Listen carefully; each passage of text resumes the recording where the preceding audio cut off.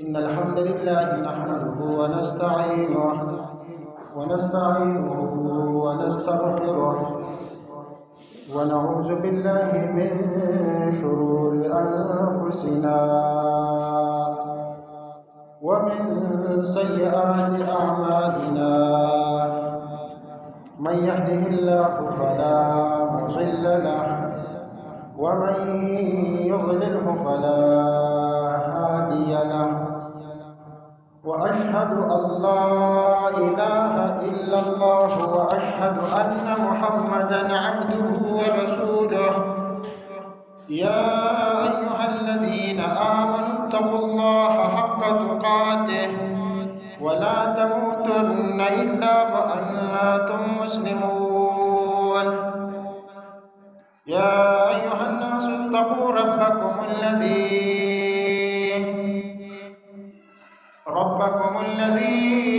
خلقكم من نفس واحدة وخلق منها زوجها وبث منهما رجالا كثيرا ونساء. واتقوا الله الذي تساءلون به والأرحام إن الله كان عليكم رقيبا. يا أيها الذين آمنوا اتقوا الله وقولوا قولا سديدا يصلح لكم أعمالكم ويغفر لكم ذنوبكم ومن يطع الله ورسوله فقد فاز فوزا عظيما. أما بعد فإن خير الكلام كلام الله وخير الهدي هدي محمد صلى الله عليه وسلم وشر الأمور محدثاتها وكل محدثة بدعة وكل بدعة ضلالة وكل ضلالة في النار. أما بعد فأعوذ بالله السميع العليم من الشيطان الرجيم من همزه ونفخه ونفسه. إن الله وملائكته يصلون على النبي يا أيها الذين آمنوا صلوا عليه وسلموا تسليما. اللهم صل على محمد وعلى آل محمد كما صليت على إبراهيم وعلى آل إبراهيم إنك حميد مجيد. اللهم بارك على محمد وعلى آل محمد كما باركت على إبراهيم وعلى آل إبراهيم إنك حميد مجيد. سبحانك لا علم لنا إلا ما علمتنا إنك أنت العليم الحكيم. رب اشرح لي صدري ويسر لي أمري واحلل عقدة من لساني يفقه قولي. رب زدني علما. وقال الله تبارك وتعالى في القرآن المجيد والفرقان الحميد بعد أعوذ بالله من الشيطان الرجيم بسم الله الرحمن الرحيم. قل هو الله أحد الله الصمد لم يلد ولم يولد ولم يكن له كفوا أحد.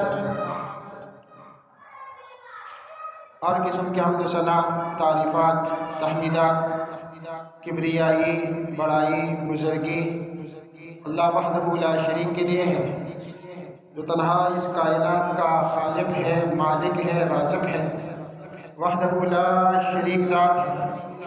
अपनी ज़ात और तमाम सिफ़ात में ला शरीक है, उसका कोई शरीक नहीं। हम इंसानों और जिन्नों की हिदायत के लिए आसमान से किताबें नाज़िल फरमाई है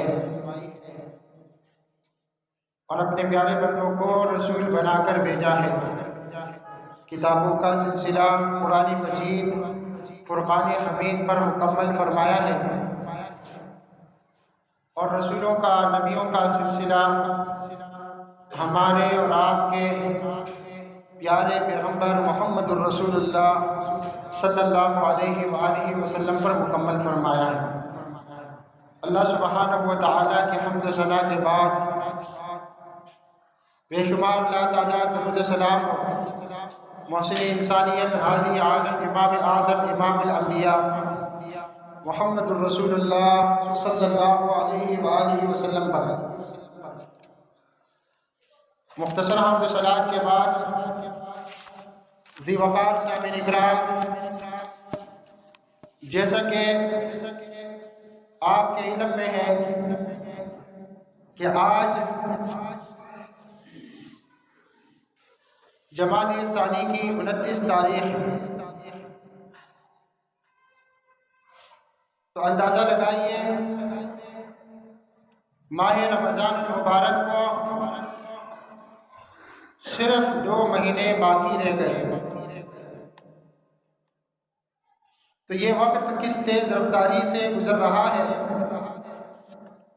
اس میں ہم سب کے لیے بہت بڑی عبرت ہے، کاش کہ ہم سمجھنے کی کوشش کریں۔ پیارے بھائیوں، اللہ تبارک و تعالیٰ کے نیک بندوں کا طرز عمل یہ تھا کہ وہ 6 مہینے رمضان کے آنے سے پہلے رمضان کی تیاری شروع کر دیتے تھے، اور مانتا ہوں کہ ہم ان کے مقابلے میں عبادات میں اتنے مستعد نہیں ہیں، لیکن پھر بھی کم از کم 2 مہینہ قبل تو تیاری شروع کر دینی چاہیے۔ اور اس حوالے سے آپ کے ذہن میں یہ بات آ سکتی ہے کہ ہم کس طرح تیاری کریں، یعنی کون سے اعمال ہیں جن کے کرنے سے رمضان کی تیاری ہو جاتی ہے۔ تو اس کا آسان ترین جواب یہ ہے کہ جو عمل رمضان میں فرض ہے، رمضان سے پہلے وہ نفلی طور پر رکھنا شروع کر دیں، یعنی روزہ،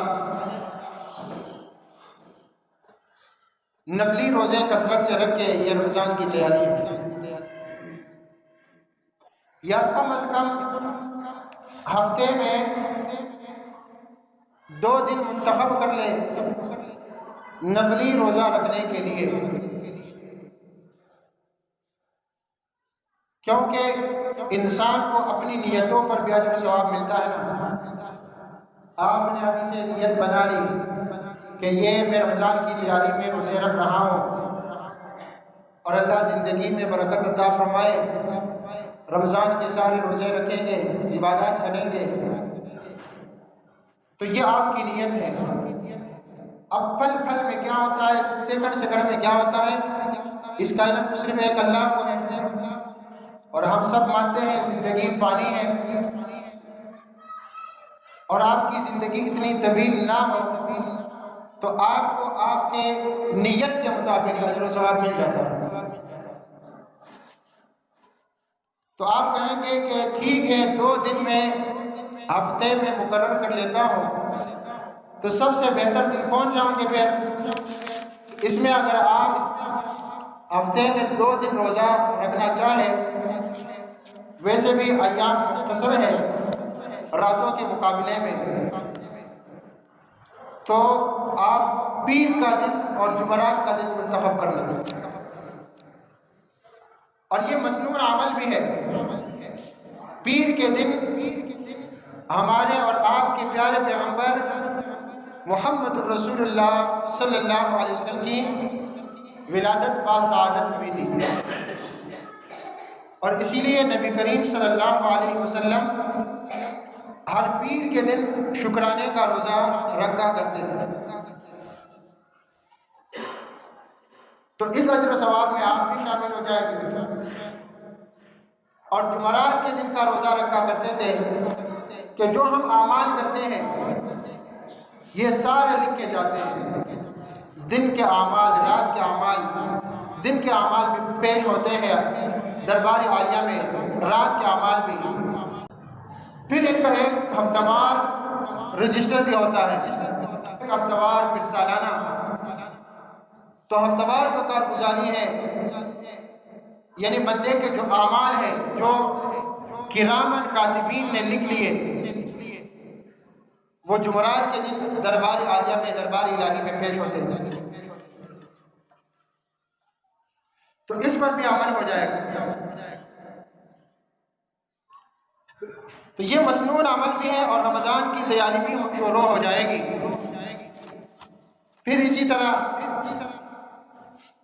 آپ کے اوپر اگر کسی کا قرضہ ہے اور کافی دن ہو گئے، آپ نے مہینے کا کہا تھا تو 3 مہینے گزر گئے، آپ نے ہفتے کا کہا تھا، 3-4 دن کا کہا تھا، 1-2 دن کا کہا تھا، اور اب اس پہ اتنے مہینے، بعض دفعہ کچھ لوگ ایسے ہوتے ہیں 7 سال کسی کا قرضہ نہیں لیتے، 4 سال 5 سال گزر جاتے ہیں، اور رقم بھی معمولی ہوتی ہے، اس کو دینا بھی مشکل نہیں ہوتا،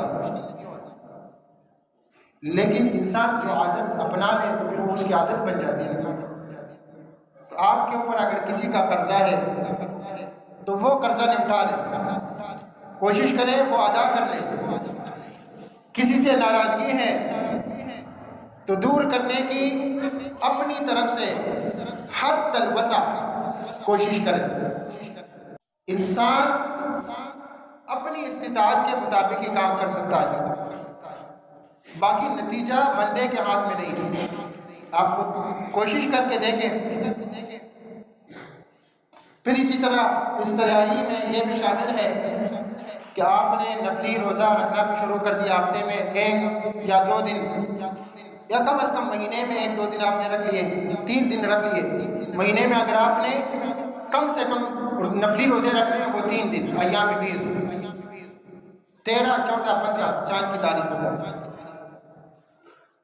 تو اس سے کیا ہوتا ہے کہ آپ نے مثال کے طور پر یہ رجب کا مہینہ شروع ہو رہا، آپ نے رجب میں 3 نفلی روزے رکھے تو گویا کہ آپ کے پورے رجب کے روزے اللہ کے ہاں قبول ہو گئے، کیونکہ ایک کا اجر و ثواب 10 گنا ہے، تو آپ نے 3 رکھے تو 30 کے برابر ہو گئے۔ اسی طرح آپ رمضان کے فرضی روزوں کے لیے بھی مستعد ہو جائیں گے، وہ تیاری تو میدان میں اترنے سے پہلے کرنی چاہیے۔ تو اسی طرح نفلی صدقہ اور خیرات بھی دیا کریں، اور روزانہ اپنے اوپر کچھ مقرر کر لیں یا ہفتہ وار مقرر کر لیں، اپنے ذمے لگا لیں، 100 روپیہ ہو، 200 ہو، 500 ہو، یا کم از کم مہینے میں ایک رقم اپنے اوپر مقرر کر لیں۔ مساجد و مدارس کے ساتھ اپنا تعاون حسب توفیق کرتے رہا کریں، تو یہ بھی آپ کے نام اعمال کے لیے بہت بڑا عمل ہو جائے گا۔ پھر اسی طرح غرباء مساکین کے ساتھ بھی ہمدردیاں کرتے رہا کریں۔ اسی طرح یعنی رمضان میں جو اعمال آپ کرتے ہیں وہ رمضان سے قبل تھوڑا تھوڑا کرنے کی کوشش کریں، اور رمضان میں لوگ کون سا عمل کثرت سے کرتے ہیں؟ اللہ کے نیک بندے جن کو تو روزہ ہوتا ہے، لیکن اعمال میں جو کثرت سے ہم عمل کرتے ہیں وہ عمل ہے اللہ کے کلام کی تلاوت، قرآن مجید کی تلاوت۔ لیکن اس میں ہم لوگ کیا کرتے ہیں کہ ہم لوگ یہ کرتے ہیں کہ صرف تلاوت پر اکتفا کر لیتے ہیں، صرف تلاوت کو ہی کافی سمجھنے لگتے ہیں۔ تو اس میں یہ جاننے کی کوشش کرنی چاہیے جو ہم نہیں کرتے کہ جو میں نے تلاوت کی، اس تلاوت کردہ آیات میں، رکوع میں یا سورت میں اللہ تعالیٰ کا پیغام کیا ہے ہمارے لیے، اس میں ہمارے لیے کس عمل کا حکم ہے اور کس بات سے منع ہے۔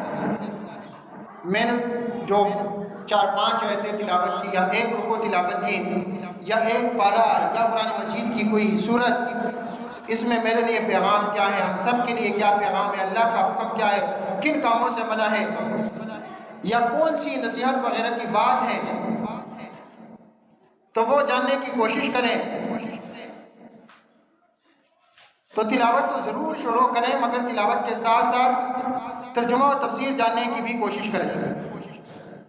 اور اسی سلسلے میں ہم بھی وقتاً فوقتاً تفسیری خطبات انشاءاللہ تعالی دیتے رہیں گے اگر زندگی باقی رہی۔ تو اس سلسلہ میں آج سورۃ الاخلاص کو ترجمہ و تفسیر کے ساتھ بیان کریں گے۔ اور سورۃ الاخلاص جیسا کہ پہلے بھی ہم نے ذکر کیا تھا کہ یہ جتنی مختصر ترین سورت ہیں تو فضیلت کے اعتبار سے، مقام و مرتبے کے اعتبار سے یہ اتنی بڑی سورت ہے،